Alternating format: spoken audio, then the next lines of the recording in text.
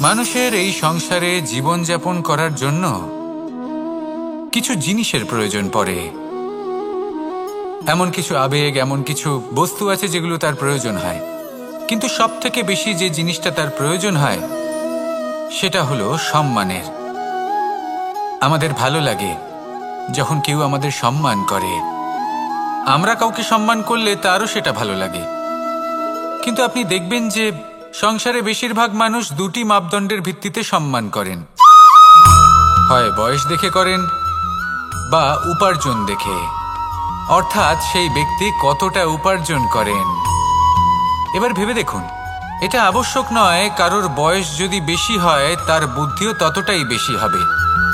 আবশ্যক এটাও নয় যে কোনো ব্যক্তি যদি অত্যন্ত ধনী হন বা তার মনও নির্মল হবে বা তিনি সৎকর্ম করবেন বা এমন কোনো কর্ম করবেন যাতে উনি সম্মান লাভ করতে পারেন। হতে পারে উনি ধনী কিন্তু দুশ্চরিত্র।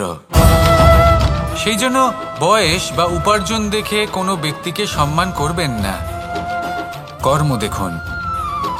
যদি গভীরভাবে ভেবে দেখেন তাহলে দেখবেন যদি কোনো মানুষ কোনো সৎকর্ম করেন তাহলে তার প্রতি হৃদয় থেকে সম্মান জাগ্রত হয়। এটাই হলো সেই সম্মান যা অর্জন করতে হবে। বয়স আজ আছে, কাল আরো বৃদ্ধি পাবে।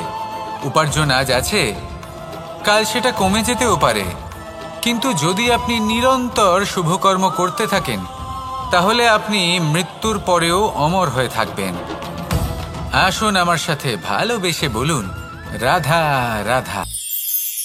পাপ এবং পুণ্য, এই দুই হলো সংসারের এমন দুই বিন্দু যাকে কেন্দ্র করে এই সংসারের চক্র ঘুরতে থাকে।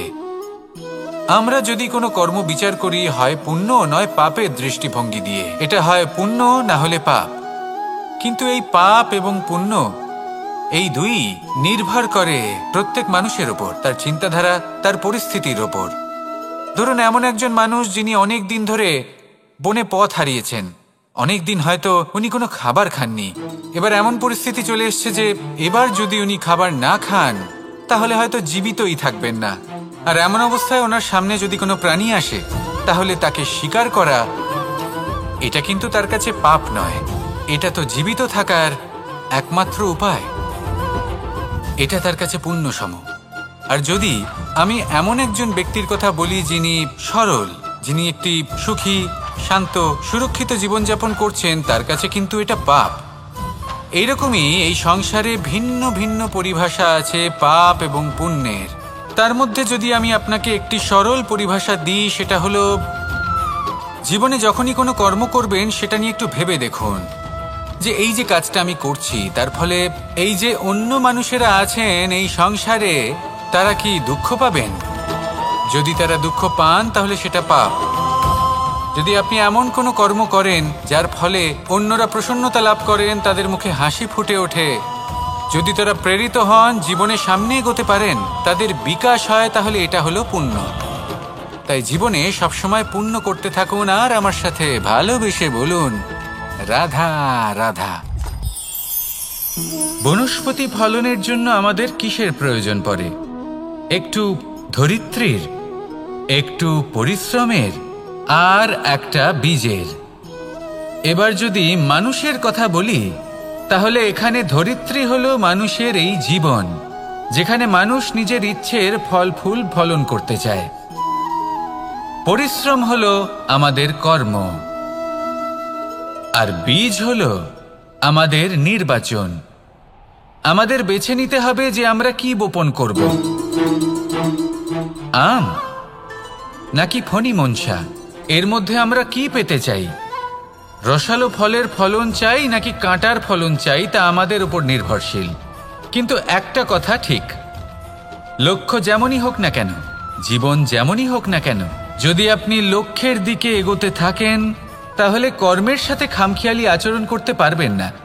যদি আপনি এমন করেন তাহলে এটা আপনাকে একটা অনুচিত লক্ষ্যে পৌঁছে দেবে, সেটা কিন্তু নিশ্চিত। সবসময় এটা মনে রাখবেন, কর্মের সাথে খামখেয়ালি হবেন অর্থাৎ কর্মফলও আপনার সাথে খামখেয়ালি হবে। তাহলে নিষ্ঠার সাথে কর্ম করতে থাকুন আর নিজের লক্ষ্যকে প্রাপ্ত করুন। আর আমার সাথে ভালোবেসে বলুন, রাধা রাধা। অগ্নি, চতুর্থ তত্ত্ব, সবথেকে বেশি গুরুত্বপূর্ণ কিন্তু তার থেকেও বেশি ভয়াবহ। কখনো অগ্নিকে নিয়ন্ত্রিত রূপে উনুনে জ্বলতে দেখেছেন? এই অগ্নি আমাদের খাবার বানাতে সাহায্য করে, যা আমাদের শক্তি প্রদান করে। কিন্তু এই অগ্নি যখন বিচলিত হয়ে, অনিয়ন্ত্রিত হয়ে কোনো বনের আগুন হয়ে ওঠে, তখন মহা বিনাশ ঘটে যায়। আপনারই অন্তরের ঊর্জা হলো এই অগ্নি। এটা আপনার শক্তিও, আপনার ক্রোধ। একে ব্যবহার কিভাবে করবেন তা আপনারই হাতে। যদি কোনো ব্যক্তি নিজের অন্তরের এই ঊর্জাকে ব্যবহার করেন শক্তির রূপে, তাহলে সে বিকাশ ঘটাতে পারে, নির্মাণ ঘটাতে পারে। কিন্তু যদি কোনো ব্যক্তি তার অন্তরের ঊর্জাকে বিধ্বংসী অস্ত্র বানিয়ে ফেলেন, তাহলে নিশ্চিত রূপে মহা বিনাশ ঘটতে পারে, যাতে বিনাশ তারও অবশ্যই হবে। অনেক বছর পূর্বে এমনই এক আগুনের দ্বারা এই সুন্দর পৃথিবীর নির্মাণ হয়েছিল। আর অনেক বছর পূর্বে এমন এক আগুনেই সমস্ত জীব এবং সংসার বিলুপ্ত হয়ে গেছিল। এবার আপনি আপনার অন্তরের ঊর্জা দ্বারা বিনাশ ঘটাতে চান নাকি নির্মাণ ঘটাতে চান, সেই সিদ্ধান্ত আপনারই। আসুন আমার সাথে ভালোবেসে বলুন, রাধা রাধা। সংসারে সকলের মনে বাসনা থাকে তারা যেন ধন অর্জন করতে পারেন। সবাই তার জন্য চেষ্টাও করেন। একটি অত্যন্ত ছোট শিশুও যখন সে কোনো উপহার পায়, তার থেকে সে অবশিষ্ট ধন সঞ্চয় করতে চেষ্টা করে। কারণ আমরা ভাবি যে সংগ্রহ করলে আমরা ধনী হয়ে উঠতে পারবো, ধনবান হয়ে উঠতে পারবো। এবার এটাই কিন্তু গুণের ক্ষেত্রেও প্রযোজ্য। যদি আপনারা জীবনে গুণবান হতে চান, তবে সংগ্রহ করার কোনো প্রশ্নই নেই। আপনাকে শুধু সম্পত্তি খরচ করতে হবে। আমি ধনের কথা বলছি না, আমি এই সংসারের সব থেকে মূল্যবান সম্পত্তির কথা বলছি। সেটা হলো সময়। গুণবান হওয়ার জন্য আপনাকে শুধু সময় খরচ করতে হবে, অর্থাৎ প্রত্যেক মুহূর্তের সদ্ব্যবহার করতে হবে, আর তাও উচিত প্রকারে। যদি এই কাজ আপনি করতে পারেন, তাহলে আপনি থেকেই গুণবান হয়ে উঠবেন। আর একবার যদি গুণবান হয়ে উঠতে পারেন, তাহলে ধনবান হতে বেশি সময় লাগবে না। সেই জন্য জীবনে গুণ অর্জন করুন, সময়ের সদ্ব্যবহার করুন, আর আমার সাথে ভালোবেসে বলুন, রাধা রাধা। সবাই বলেন, যদি সংসারে কিছু জয় করতে চাও, তাহলে নিজেকেই পথপ্রদর্শক হতে হবে। এই সংসারকে যদি প্রকাশমান করতে চাও, তাহলে প্রদীপের মতো তোমাকেও জ্বলতে হবে। এই কথা অত্যন্ত শ্রেষ্ঠ, কিন্তু প্রদীপের মতো জ্বলার পূর্বে কিছু সাবধানতা অবলম্বন করা প্রয়োজনীয়। কিভাবে? ভেবে দেখুন, চারিদিকে অন্ধকার, আমার প্রকাশের প্রয়োজন। সেই ক্ষেত্রে যদি আমি একটি দীপক প্রজ্বলিত করি, তাহলে চারদিক প্রকাশমান হবে, আমার ভালো লাগবে। কিন্তু ধরুন মাথার উপর কড়া রোদ, আর তার মাঝে আমি একটি প্রদীপ জ্বালাতে শুরু করলাম, তখন কি হবে? আমি নিজেই বুঝতে পারবো যে আমি মূর্খামি করছি। মাটির প্রদীপ, তেল, প্রচেষ্টা, সময়, এই সব কিছু নষ্ট করছি। সেই জন্য মনে রাখবেন, জীবনে পরিশ্রম করা প্রয়োজনীয়, কিন্তু পরিশ্রম কোথায় করতে হবে, কতটা করতে হবে, সেটা মাথায় রাখা আরও প্রয়োজনীয়। আসুন আমার সাথে ভালোবেসে বলুন, রাধা রাধা। জীবনের আরম্ভ থেকে জীবনের শেষ পর্যন্ত হলো একটা যাত্রা। আর এই যে যাত্রা, সেই যাত্রাপথের মাঝেও আমরা অনেক নতুন যাত্রা নির্ধারিত করি, অন্য অনেক লক্ষ্য লাভ করি। এবার প্রশ্ন হলো যে লক্ষ্য বেশি গুরুত্বপূর্ণ নাকি যাত্রা? কেউ বলবে লক্ষ্য বেশি গুরুত্বপূর্ণ, কারণ তার জন্যই আমরা এই যাত্রা স্থির করি। কেউ বলবে যাত্রা বেশি গুরুত্বপূর্ণ, কারণ এই যাত্রাপথে চলতে চলতে আমরা অনেকগুলো শিক্ষা লাভ করি, কর্ম করার জন্য অনেক দিশা খুঁজে পাই। এবার লক্ষ্য এবং যাত্রা এই দুই গুরুত্বপূর্ণ, কিন্তু আরও একটা তথ্য আছে অত্যন্ত গুরুত্বপূর্ণ, যেটা বুঝে নেওয়া খুব প্রয়োজনীয়। আর সেটা হলো আপনার জীবন সাথী। সেই সাথী যে জীবনের সব পদক্ষেপে আপনার সাথে চলবে, আপনার সাথে থাকবে সেই ব্যক্তির মধ্যে যদি করুণা থাকে, ভালোবাসা থাকে, তাহলে সে আপনাকে সাহায্য করবে, আপনার জন্য আপনার লক্ষ্য নির্ধারণ করবে, আপনাকে জীবনে একটা উচ্চ স্তরে নিয়ে যাবে। কিন্তু যদি সেই ব্যক্তি এর বিপরীত হন, তাহলে কোথাও না কোথাও তাকে পেতে পেতে, তার সাথে থাকতে থাকতে আপনি নিজের লক্ষ্য ত্যাগ করে দেবেন। তাই পথ এবং লক্ষ্য এই দুই নির্বাচন করুন, কিন্তু যখন আপনি জীবনসাথী নির্বাচন করবেন তখন কিছুটা সাবধানে, না হলে আপনার অভিজ্ঞতা সুখময় নয়, অত্যন্ত দুঃখজনক হতে পারে। আসুন আমার সাথে ভালোবেসে বলুন, রাধা রাধা। জীবনে কখনো আমরা বিজয়ী হই, কখনো আমরা পরাজিত হই, কখনো সুখ আসে, আবার কখনো দুঃখও আসে। আর যখন দুঃখ আসে তখন আমরা আমাদের এই দুঃখ কারোর সাথে ভাগ করতে চাই। আমরা কারোর সাথে নিজের দুঃখ ভাগ করে নিই, আর সেই ব্যক্তি আমাদের দুঃখ নিয়ে উপহাস করে। তখন আমরা আরো দুঃখী হয়ে যাই। আমরা এই সংসারকে দোষ দিতে থাকি, কিন্তু এতে সংসারের কোনো দোষ নেই। ভুল আপনার যে আপনি কোনো কুপাত্রকে নির্বাচন করেছেন দুঃখ ভাগ করার জন্য। মনে রাখবেন, যদি আপনার শরীরে ক্ষতস্থান তৈরি হয় এবং সেই ক্ষত নিয়ে আপনি প্রত্যেক জায়গায় ঘুরে বেড়ান, প্রত্যেক বাড়িতে আপনি ওষুধ হয়তো নাও পেতে পারেন, কিন্তু সেখানে নুন আপনি অবশ্যই পাবেন।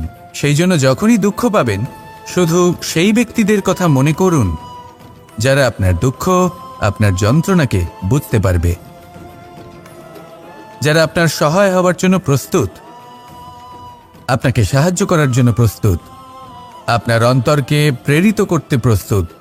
তাদের কাছে নয় যারা আপনার দুঃখ নিয়ে উপহাস করে। আসুন আর আমার সাথে ভালোবেসে বলুন, রাধা রাধা।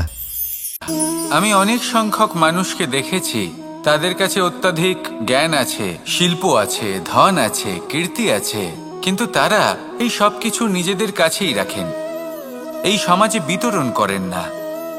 কারণ হলো ভয়। ওনাদের মনে হয় যে যদি আমি এই সব কিছু সমাজে বিতরণ করি, তাহলে সমাজ আমার শিল্প হোক, ধন হোক, জ্ঞান হোক, কীর্তি হোক, সবকিছু চুরি করে নিয়ে যাবে, আর তার বদলে আমি কিছুই পাবো না। এটা কিন্তু সত্য নয়। সত্য হলো এটাই যে যদি আপনি নিজেকে এই সংসারের প্রতি সমর্পিত করেন, তাহলে এই সংসার আপনার প্রতিও সমর্পিত থাকবে। আপনি শুধু ধন, জ্ঞান, কীর্তি, সম্মান পাবেন তাই নয়, বরং এই সমাজ আপনাকে নিজের চোখে হারাবে, মনের মধ্যে স্থান দেবে। তাই এই ভয় ত্যাগ করে দেখুন কিভাবে এই সমাজ আপনাকে প্রেম সমর্পণ করে। আসুন আমার সাথে ভালোবেসে বলুন, রাধা রাধা। জীবন কিসের উপর নির্ভরশীল? ধনের ওপর, বৈভবের ওপর, নিঃশ্বাসের ওপর? না, এই জীবন নির্ভরশীল বিশ্বাসের ওপর। বিশ্বাস নিজের ওপর, বিশ্বাস আমাদের আপনজনের ওপর। কিন্তু যখন এই বিশ্বাস ভেঙে যায়, তখন মানুষের মনও ভেঙে যায়, আর তারপর সে অন্য কিছু করতেই পারে না। তখন কি করা যেতে পারে? 3টে কাজ আছে যা আপনি করতে পারেন। প্রথম, ভালোবাসা। যাকে আপনি ভালোবাসেন, যারা আপনাকে ভালোবাসে, ভুল যারই হোক না কেন, তার কাছে ক্ষমা চাইতে কখনোই সংকোচ বোধ করবেন না। দ্বিতীয় হলো বিশ্বাস। যারা আপনাকে ভালোবাসেন, আপনাকে বিশ্বাস করেন, তাদের বিশ্বাস কখনো ভাঙবেন না। তৃতীয় হলো আশা। যারা আপনাকে ভালোবাসেন, আপনাকে বিশ্বাস করেন, তাদের আশা আপনার সাথে জড়িত। তাদের থেকে কখনো কিচ্ছু লুকোবেন না। এই 3টে কাজ করুন, আর এই জীবন সুপ্রসন্ন হয়ে বলবে, রাধা রাধা। মানুষের জীবনে 2 ধরনের আবেগ থাকে যা চিরকাল তার সাথে বসবাস করে। প্রথম, স্বপ্ন। দ্বিতীয়, অজুহাত। মানুষ হাজার হাজার স্বপ্ন দেখতে পারে। আমাকে এই কাজ করতে হবে, আমাকে ওখানে ঘুরতে যেতে হবে, আমায় জীবনে এই অসম্ভব কাজ বাস্তবায়িত করে দেখাতে হবে, আদি ইত্যাদি। এবার ঠিক যেমন স্বপ্ন দেখেন, সেইভাবে অজুহাতও খুঁজে নিয়ে আসেন।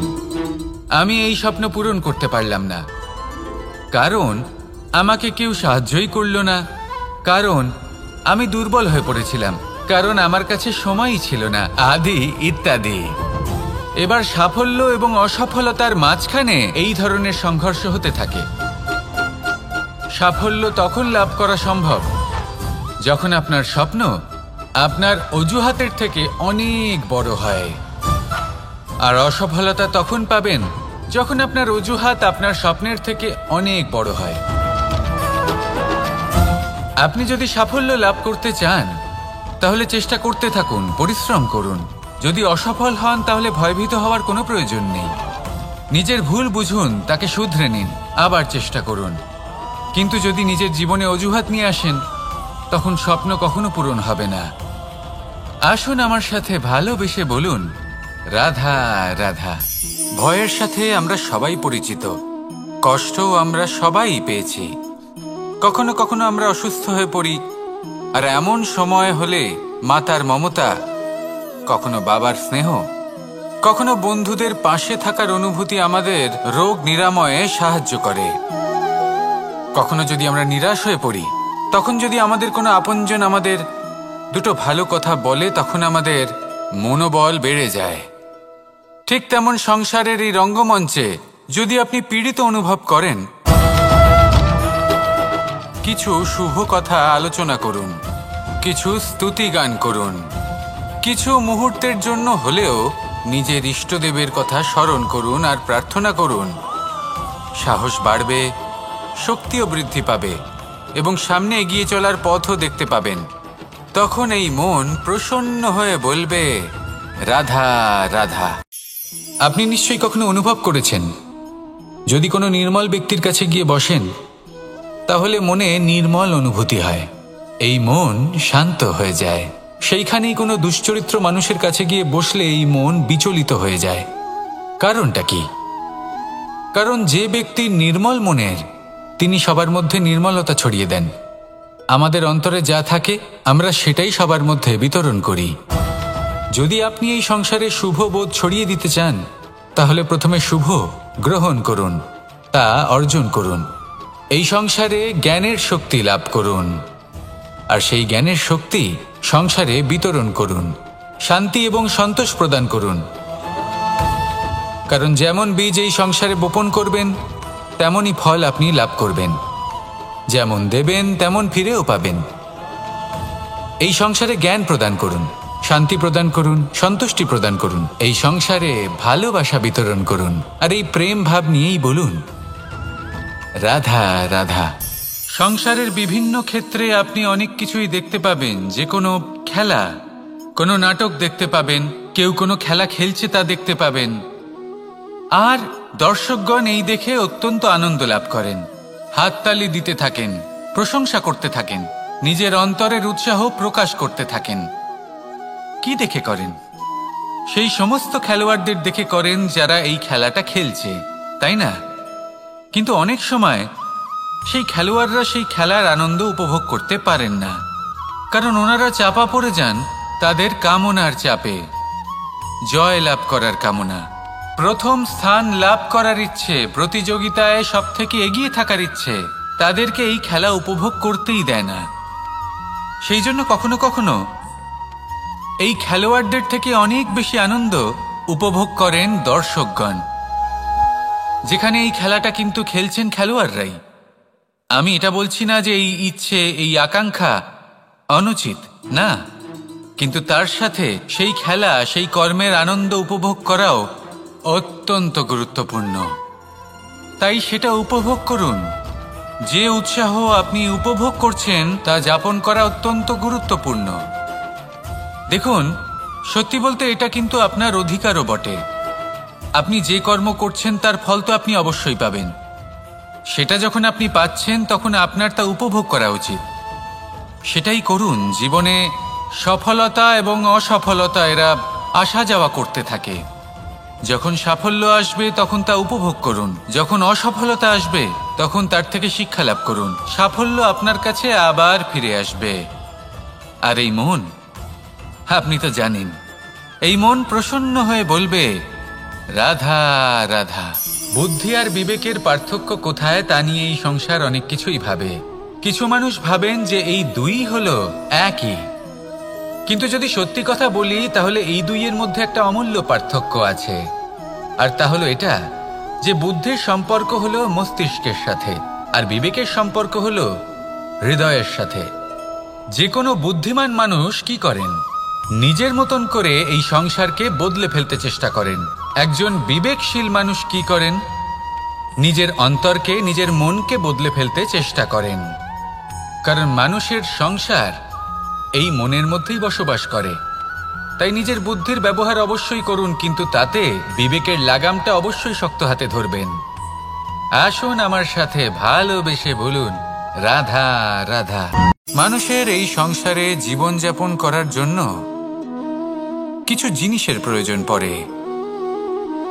এমন কিছু আবেগ, এমন কিছু বস্তু আছে যেগুলো তার প্রয়োজন হয়। কিন্তু সব থেকে বেশি যে জিনিসটা তার প্রয়োজন হয় সেটা হলো সম্মানের। আমাদের ভালো লাগে যখন কেউ আমাদের সম্মান করে। আমরা কাউকে সম্মান করলে তারও সেটা ভালো লাগে। কিন্তু আপনি দেখবেন যে সংসারে বেশিরভাগ মানুষ দুটি মাপদণ্ডের ভিত্তিতে সম্মান করেন। হয় বয়স দেখে করেন বা উপার্জন দেখে, অর্থাৎ সেই ব্যক্তি কতটা উপার্জন করেন। এবার ভেবে দেখুন, এটা আবশ্যক নয় কারোর বয়স যদি বেশি হয় তার বুদ্ধিও ততটাই বেশি হবে। আবশ্যক এটাও নয় যে কোনো ব্যক্তি যদি অত্যন্ত ধনী হন বা তার মনও নির্মল হবে বা তিনি সৎকর্ম করবেন বা এমন কোনো কর্ম করবেন যাতে উনি সম্মান লাভ করতে পারেন। হতে পারে উনি ধনী কিন্তু দুশ্চরিত্র। সেই জন্য বয়স বা উপার্জন দেখে কোনো ব্যক্তিকে সম্মান করবেন না। কর্ম দেখুন। যদি গভীরভাবে ভেবে দেখেন তাহলে দেখবেন যদি কোনো মানুষ কোনো সৎকর্ম করেন তাহলে তার প্রতি হৃদয় থেকে সম্মান জাগ্রত হয়। এটাই হলো সেই সম্মান যা অর্জন করতে হবে। বয়স আজ আছে, কাল আরো বৃদ্ধি পাবে। উপার্জন আজ আছে, কাল সেটা কমে যেতেও পারে। কিন্তু যদি আপনি নিরন্তর শুভকর্ম করতে থাকেন তাহলে আপনি মৃত্যুর পরেও অমর হয়ে থাকবেন। আসুন আমার সাথে ভালোবেসে বলুন, রাধা রাধা। পাপ এবং পুণ্য, এই দুই হলো সংসারের এমন দুই বিন্দু যাকে কেন্দ্র করে এই সংসারের চক্র ঘুরতে থাকে। আমরা যদি কোনো কর্ম বিচার করি হয় পুণ্য নয় পাপের দৃষ্টিভঙ্গি দিয়ে, এটা হয় পুণ্য না হলে পাপ। কিন্তু এই পাপ এবং পুণ্য এই দুই নির্ভর করে প্রত্যেক মানুষের ওপর, তার চিন্তাধারা, তার পরিস্থিতির ওপর। ধরুন এমন একজন মানুষ যিনি অনেক দিন ধরে বনে পথ হারিয়েছেন, অনেক দিন হয়তো উনি কোনো খাবার খাননি। এবার এমন পরিস্থিতি চলে এসছে যে এবার যদি উনি খাবার না খান তাহলে হয়তো জীবিতই থাকবেন না। আর এমন অবস্থায় ওনার সামনে যদি কোনো প্রাণী আসে তাহলে তাকে শিকার করা এটা কিন্তু তার কাছে পাপ নয়, এটা তো জীবিত থাকার একমাত্র উপায়। এটা তার কাছে পুণ্য সম।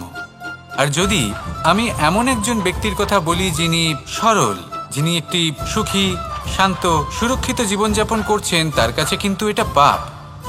এইরকমই এই সংসারে ভিন্ন ভিন্ন পরিভাষা আছে পাপ এবং পুণ্যের। তার মধ্যে যদি আমি আপনাকে একটি সরল পরিভাষা দিই সেটা হলো, জীবনে যখনই কোনো কর্ম করবেন সেটা নিয়ে একটু ভেবে দেখুন যে এই যে কাজটা আমি করছি তার ফলে এই যে অন্য মানুষেরা আছেন এই সংসারে তারা কি দুঃখ পাবেন? যদি তারা দুঃখ পান তাহলে সেটা পাপ। যদি আপনি এমন কোনো কর্ম করেন যার ফলে অন্যরা প্রসন্নতা লাভ করেন, তাদের মুখে হাসি ফুটে ওঠে, যদি তারা প্রেরিত হন, জীবনে সামনে এগোতে পারেন, তাদের বিকাশ হয়, তাহলে এটা হলো পুণ্য। তাই জীবনে সবসময় পুণ্য করতে থাকুন আর আমার সাথে ভালোবেসে বলুন, রাধা রাধা। বনস্পতি ফলনের জন্য আমাদের কিসের প্রয়োজন পড়ে? একটু ধরিত্রীর, একটু পরিশ্রমের আর একটা বীজের। এবার যদি মানুষের কথা বলি তাহলে এখানে ধরিত্রী হলো মানুষের এই জীবন, যেখানে মানুষ নিজের ইচ্ছের ফল ফুল ফলন করতে চায়। পরিশ্রম হলো আমাদের কর্ম, আর বীজ হলো আমাদের নির্বাচন। আমাদের বেছে নিতে হবে যে আমরা কি বপন করব, আম নাকি ফণি মনসা, এর মধ্যে আমরা কি পেতে চাই, রসালো ফলের ফলন চাই নাকি কাঁটার ফলন চাই তা আমাদের উপর নির্ভরশীল। কিন্তু একটা কথা ঠিক, লক্ষ্য যেমনই হোক না কেন, জীবন যেমনই হোক না কেন, যদি আপনি লক্ষ্যের দিকে এগোতে থাকেন তাহলে কর্মের সাথে খামখেয়ালি আচরণ করতে পারবেন না। যদি আপনি এমন করেন তাহলে এটা আপনাকে একটা অনুচিত লক্ষ্যে পৌঁছে দেবে, সেটা কিন্তু নিশ্চিত। সবসময় এটা মনে রাখবেন, কর্মের সাথে খামখেয়ালি হবেন অর্থাৎ কর্মফলও আপনার সাথে খামখেয়ালি হবে। তাহলে নিষ্ঠার সাথে কর্ম করতে থাকুন আর নিজের লক্ষ্যকে প্রাপ্ত করুন। আর আমার সাথে ভালোবেসে বলুন, রাধা রাধা। অগ্নি, চতুর্থ তত্ত্ব, সব থেকে বেশি গুরুত্বপূর্ণ কিন্তু তার থেকেও বেশি ভয়াবহ। কখনো অগ্নিকে নিয়ন্ত্রিত রূপে উনুনে জ্বলতে দেখেছেন? এই অগ্নি আমাদের খাবার বানাতে সাহায্য করে, যা আমাদের শক্তি প্রদান করে। কিন্তু এই অগ্নি যখন বিচলিত হয়ে, অনিয়ন্ত্রিত হয়ে কোনো বনের আগুন হয়ে ওঠে, তখন মহা বিনাশ ঘটে যায়। আপনারই অন্তরের ঊর্জা হলো এই অগ্নি। এটা আপনার শক্তিও, আপনার ক্রোধ। একে ব্যবহার কিভাবে করবেন তা আপনারই হাতে। যদি কোনো ব্যক্তি নিজের অন্তরের এই ঊর্জাকে ব্যবহার করেন শক্তির রূপে, তাহলে সে বিকাশ ঘটাতে পারে, নির্মাণ ঘটাতে পারে। কিন্তু যদি কোনো ব্যক্তি তার অন্তরের ঊর্জাকে বিধ্বংসী অস্ত্র বানিয়ে ফেলেন, তাহলে নিশ্চিত রূপে মহা বিনাশ ঘটতে পারে, যাতে বিনাশ তারও অবশ্যই হবে। অনেক বছর পূর্বে এমনই এক আগুনের দ্বারা এই সুন্দর পৃথিবীর নির্মাণ হয়েছিল। আর অনেক বছর পূর্বে এমন এক আগুনেই সমস্ত জীব এবং সংসার বিলুপ্ত হয়ে গেছিল। এবার আপনি আপনার অন্তরের ঊর্জা দ্বারা বিনাশ ঘটাতে চান নাকি নির্মাণ ঘটাতে চান, সেই সিদ্ধান্ত আপনারই। আসুন আমার সাথে ভালোবেসে বলুন, রাধা রাধা। সংসারে সকলের মনে বাসনা থাকে তারা যেন ধন অর্জন করতে পারেন। সবাই তার জন্য চেষ্টাও করেন। একটি অত্যন্ত ছোট শিশুও যখন সে কোনো উপহার পায়, তার থেকে সে অবশিষ্ট ধন সঞ্চয় করতে চেষ্টা করে। কারণ আমরা ভাবি যে সংগ্রহ করলে আমরা ধনী হয়ে উঠতে পারবো, ধনবান হয়ে উঠতে পারবো। এবার এটাই কিন্তু গুণের ক্ষেত্রেও প্রযোজ্য। যদি আপনারা জীবনে গুণবান হতে চান, তবে সংগ্রহ করার কোনো প্রশ্নই নেই। আপনাকে শুধু সম্পত্তি খরচ করতে হবে। আমি ধনের কথা বলছি না, আমি এই সংসারের সব থেকে মূল্যবান সম্পত্তির কথা বলছি, সেটা হলো সময়। গুণবান হওয়ার জন্য আপনাকে শুধু সময় খরচ করতে হবে, অর্থাৎ প্রত্যেক মুহূর্তের সদ্ব্যবহার করতে হবে, আর তাও উচিত প্রকারে। যদি এই কাজ আপনি করতে পারেন, তাহলে আপনা থেকেই গুণবান হয়ে উঠবেন। আর একবার যদি গুণবান হয়ে উঠতে পারেন, তাহলে ধনবানও অত বেশি সময় লাগবে না। সেই জন্য জীবনে গুণ অর্জন করুন, সময়ের সদ্ব্যবহার করুন, আর আমার সাথে ভালোবেসে বলুন, রাধা রাধা। সবাই বলেন, যদি সংসারে কিছু জয় করতে চাও, তাহলে নিজেকেই পথপ্রদর্শক হতে হবে। এই সংসারকে যদি প্রকাশমান করতে চাও, তাহলে প্রদীপের মতো তোমাকেও জ্বলতে হবে। এই কথা অত্যন্ত শ্রেষ্ঠ, কিন্তু প্রদীপের মতো জ্বলার পূর্বে কিছু সাবধানতা অবলম্বন করা প্রয়োজনীয়। কিভাবে? ভেবে দেখুন, চারিদিকে অন্ধকার, আমার প্রকাশের প্রয়োজন। সেই ক্ষেত্রে যদি আমি একটি দীপক প্রজ্বলিত করি, তাহলে চারদিক প্রকাশমান হবে, আমার ভালো লাগবে। কিন্তু ধরুন মাথার উপর কড়া রোদ, আর তার মাঝে আমি একটি প্রদীপ জ্বালাতে শুরু করলাম, তখন কি হবে? আমি নিজেই বুঝতে পারবো যে আমি মূর্খামি করছি। মাটির প্রদীপ, তেল, প্রচেষ্টা, সময়, এই সব কিছু নষ্ট করছি। সেই জন্য মনে রাখবেন, জীবনে পরিশ্রম করা প্রয়োজনীয়, কিন্তু পরিশ্রম কোথায় করতে হবে, কতটা করতে হবে, সেটা মাথায় রাখা আরও প্রয়োজনীয়। আসুন আমার সাথে ভালোবেসে বলুন, রাধা রাধা। জীবনের আরম্ভ থেকে জীবনের শেষ পর্যন্ত হলো একটা যাত্রা। আর এই যে যাত্রা, সেই যাত্রা পথের মাঝেও আমরা অনেক নতুন যাত্রা নির্ধারিত করি, অন্য অনেক লক্ষ্য লাভ করি। এবার প্রশ্ন হলো যে লক্ষ্য বেশি গুরুত্বপূর্ণ নাকি যাত্রা? কেউ বলবে লক্ষ্য বেশি গুরুত্বপূর্ণ, কারণ তার জন্যই আমরা এই যাত্রা স্থির করি। কেউ বলবে যাত্রা বেশি গুরুত্বপূর্ণ, কারণ এই যাত্রা পথে চলতে চলতে আমরা অনেকগুলো শিক্ষা লাভ করি, কর্ম করার জন্য অনেক দিশা খুঁজে পাই। এবার লক্ষ্য এবং যাত্রা এই দুই গুরুত্বপূর্ণ, কিন্তু আরও একটা তথ্য আছে অত্যন্ত গুরুত্বপূর্ণ, যেটা বুঝে নেওয়া খুব প্রয়োজনীয়। আর সেটা হলো আপনার জীবন সাথী। সেই সাথী যে জীবনের সব পদক্ষেপে আপনার সাথে চলবে, আপনার সাথে থাকবে। সেই ব্যক্তির মধ্যে যদি করুণা থাকে, ভালোবাসা থাকে, তাহলে সে আপনাকে সাহায্য করবে, আপনার জন্য আপনার লক্ষ্য নির্ধারণ করবে, আপনাকে জীবনে একটা উচ্চ স্তরে নিয়ে যাবে।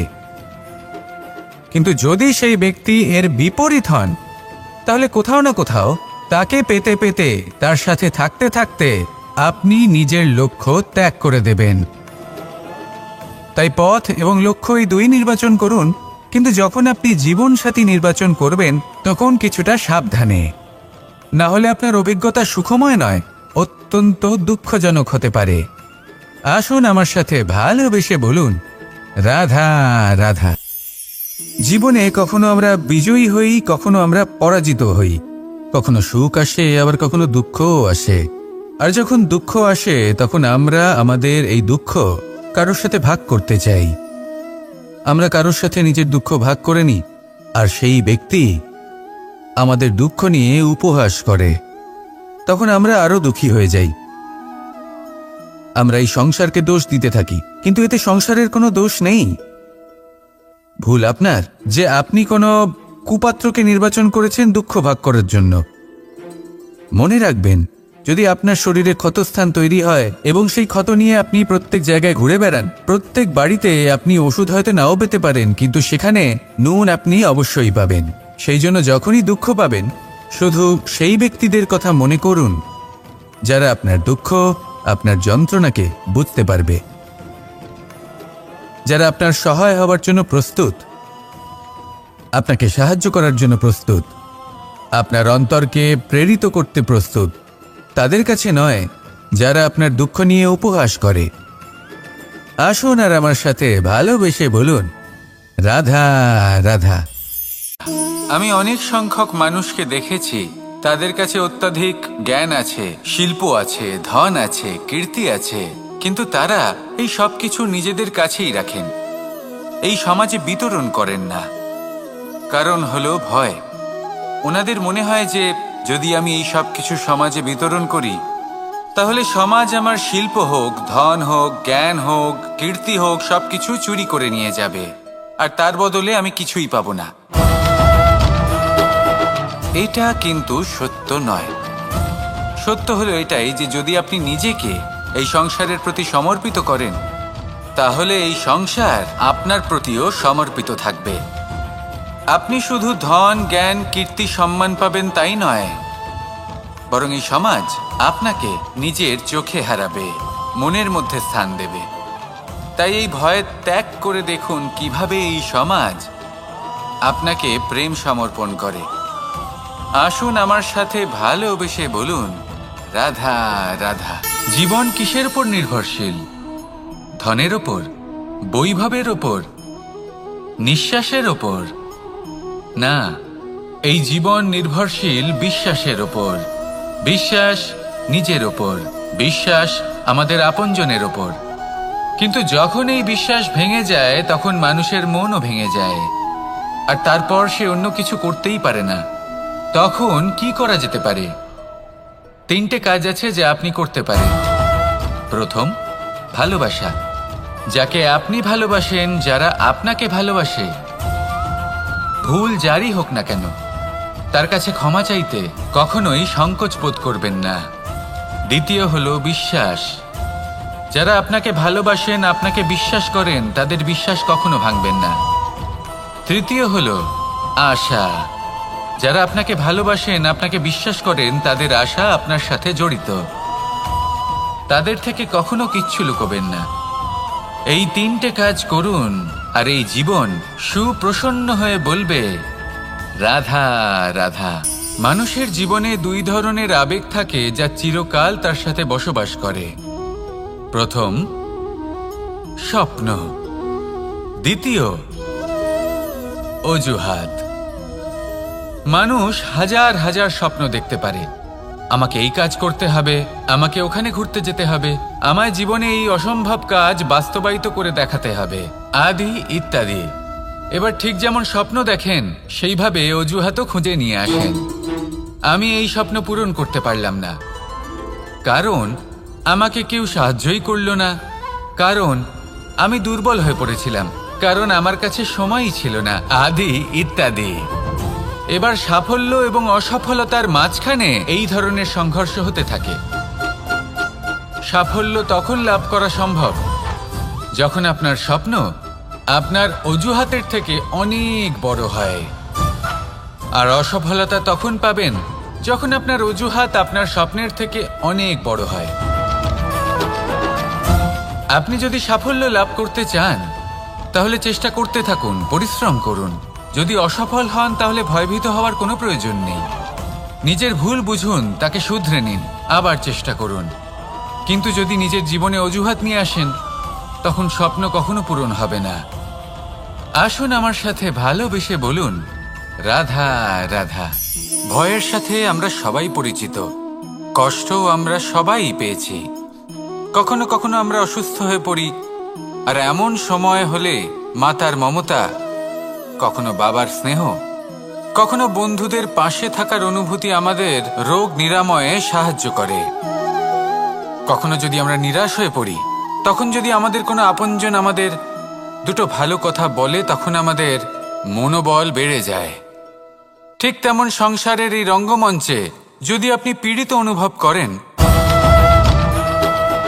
কিছু শুভ কথা আলোচনা করুন, কিছু স্তুতি গান করুন, কিছু মুহূর্তের জন্য হলেও নিজের ইষ্টদেবের কথা স্মরণ করুন আর প্রার্থনা করুন।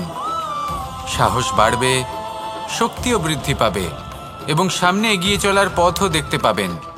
তখন এই মন প্রসন্ন হয়ে বলবে, রাধা রাধা। আপনি নিশ্চয়ই কখনো অনুভব করেছেন, যদি কোনো নির্মল ব্যক্তির কাছে গিয়ে বসেন তাহলে মনে নির্মল অনুভূতি হয়, এই মন শান্ত হয়ে যায়। সেইখানেই কোনো দুশ্চরিত্র মানুষের কাছে গিয়ে বসলে এই মন বিচলিত হয়ে যায়। কারণটা কি? কারণ যে ব্যক্তি নির্মল মনের, তিনি সবার মধ্যে নির্মলতা ছড়িয়ে দেন। আমাদের অন্তরে যা থাকে আমরা সেটাই সবার মধ্যে বিতরণ করি। যদি আপনি এই সংসারে শুভ বোধ ছড়িয়ে দিতে চান তাহলে প্রথমে শুভ গ্রহণ করুন, তা অর্জন করুন। এই সংসারে জ্ঞানের শক্তি লাভ করুন, আর সেই জ্ঞানের শক্তি সংসারে বিতরণ করুন। শান্তি এবং সন্তোষ প্রদান করুন, কারণ যেমন বীজ এই সংসারে বপন করবেন তেমনই ফল আপনি লাভ করবেন। যেমন দেবেন তেমন ফিরেও পাবেন। এই সংসারে জ্ঞান প্রদান করুন, শান্তি প্রদান করুন, সন্তুষ্টি প্রদান করুন। এই সংসারে ভালোবাসা বিতরণ করুন, আর এই প্রেম ভাব নিয়েই বলুন, রাধা রাধা। সংসারের বিভিন্ন ক্ষেত্রে আপনি অনেক কিছুই দেখতে পাবেন। যে কোনো খেলা, কোনো নাটক দেখতে পাবেন, কেউ কোনো খেলা খেলছে তা দেখতে পাবেন, আর দর্শকগণ এই দেখে অত্যন্ত আনন্দ লাভ করেন, হাততালি দিতে থাকেন, প্রশংসা করতে থাকেন, নিজের অন্তরের উৎসাহ প্রকাশ করতে থাকেন। কি দেখে করেন? সেই সমস্ত খেলোয়াড়দের দেখে করেন যারা এই খেলাটা খেলছে, তাই না? কিন্তু অনেক সময় সেই খেলোয়াড়রা সেই খেলার আনন্দ উপভোগ করতে পারেন না, কারণ ওনারা চাপা পড়ে যান তাদের কামনার চাপে। জয় লাভ করার কামনা, প্রথম স্থান লাভ করার ইচ্ছে, প্রতিযোগিতায় সব থেকে এগিয়ে থাকার ইচ্ছে তাদেরকে এই খেলা উপভোগ করতেই দেয় না। সেই জন্য কখনো কখনো এই খেলোয়াড়দের থেকে অনেক বেশি আনন্দ উপভোগ করেন দর্শকগণ, যেখানে এই খেলাটা কিন্তু খেলছেন খেলোয়াড়রাই। আমি এটা বলছি না যে এই ইচ্ছে, এই আকাঙ্ক্ষা অনুচিত না, কিন্তু তার সাথে সেই খেলা, সেই কর্মের আনন্দ উপভোগ করাও অত্যন্ত গুরুত্বপূর্ণ। তাই সেটা উপভোগ করুন। যে উৎসাহ আপনি উপভোগ করছেন তা যাপন করা অত্যন্ত গুরুত্বপূর্ণ। দেখুন, সত্যি বলতে এটা কিন্তু আপনার অধিকারও বটে। আপনি যে কর্ম করছেন তার ফল তো আপনি অবশ্যই পাবেন। সেটা যখন আপনি পাচ্ছেন তখন আপনার তা উপভোগ করা উচিত। সেটাই করুন। জীবনে সফলতা এবং অসফলতা এরা আসা যাওয়া করতে থাকে। যখন সাফল্য আসবে তখন তা উপভোগ করুন, যখন অসফলতা আসবে তখন তার থেকে শিক্ষা লাভ করুন। সাফল্য আপনার কাছে আবার ফিরে আসবে।